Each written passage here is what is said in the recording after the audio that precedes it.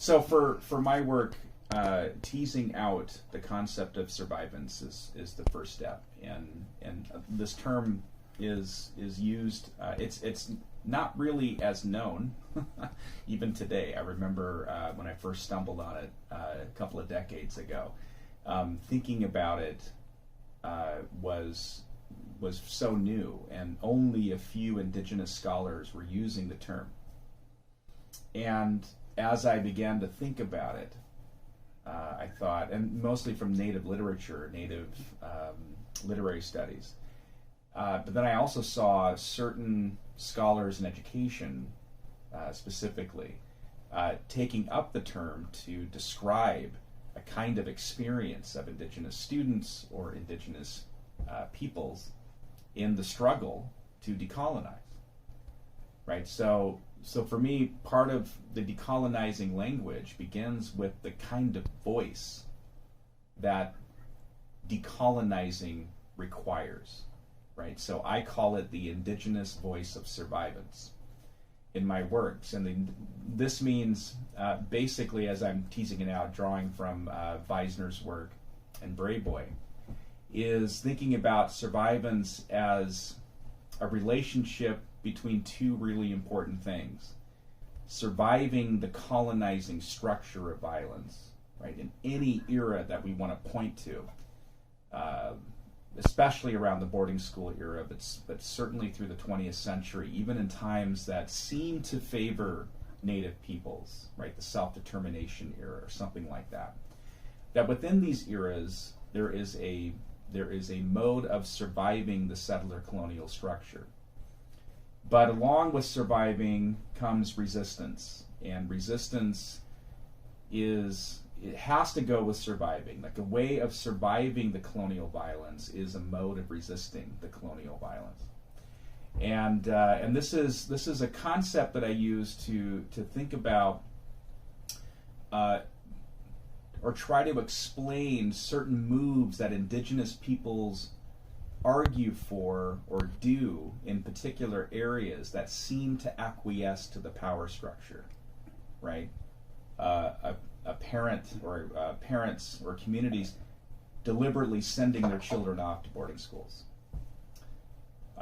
Native peoples who deliberately take up the educational philosophies or ideas of the dominant group.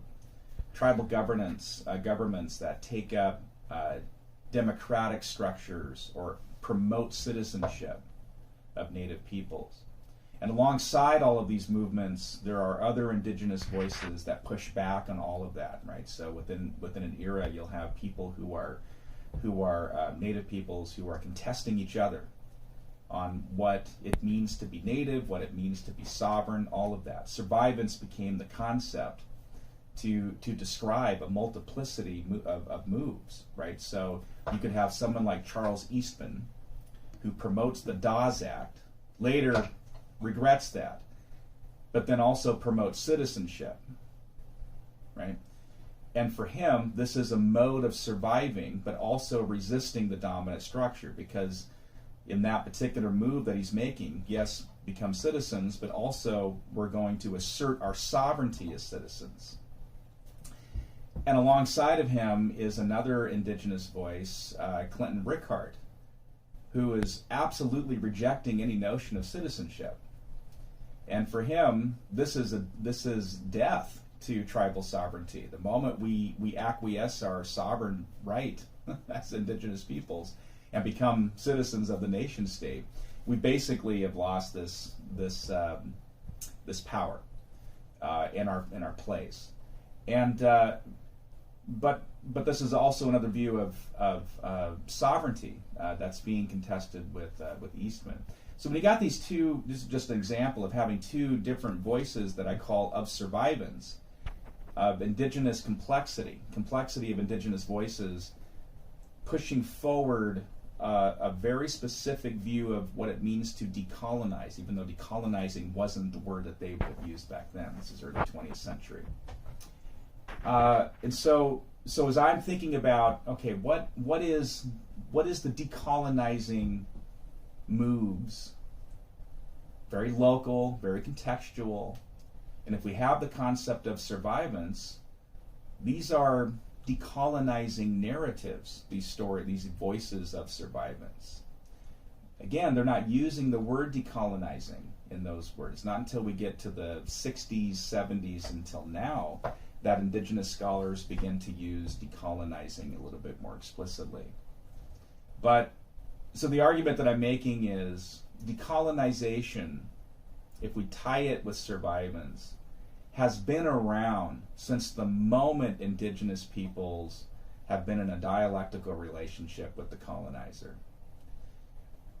Because defining decolonization as survivance or as voices of survivance, there has always been an Indigenous voice or voices that have proposed ways of basically doing one essential thing: remaining peoples on the lands.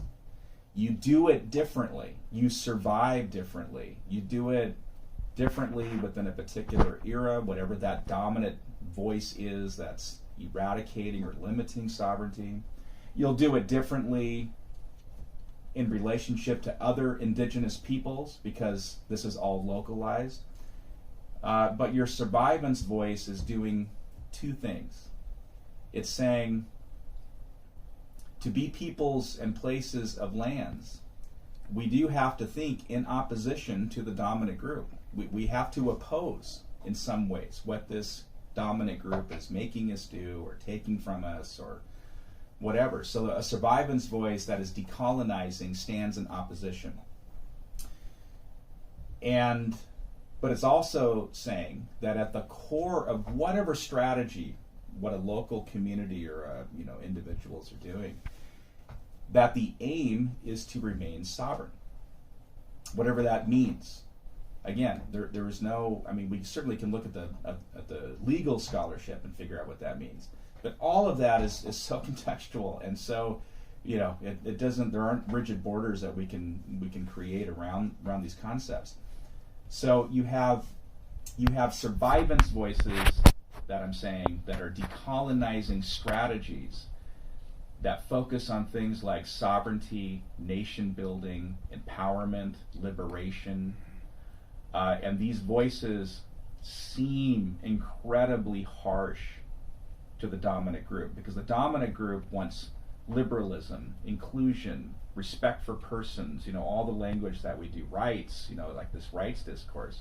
A survivance voice is willing at times to participate in that, but most of the time, even in that participation, it's pushing back on it, opposing it, because sovereignty is the ultimate aim, which is the aim of decolonization. Or the ongoing aim of decolonizing. So I think that's how I put those two together, and then